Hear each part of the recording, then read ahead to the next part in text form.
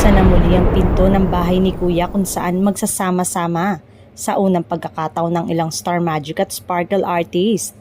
Nauna nang ipinakilala ang official Kapuso housemate na pumasok na sa Pinoy Big Brother House.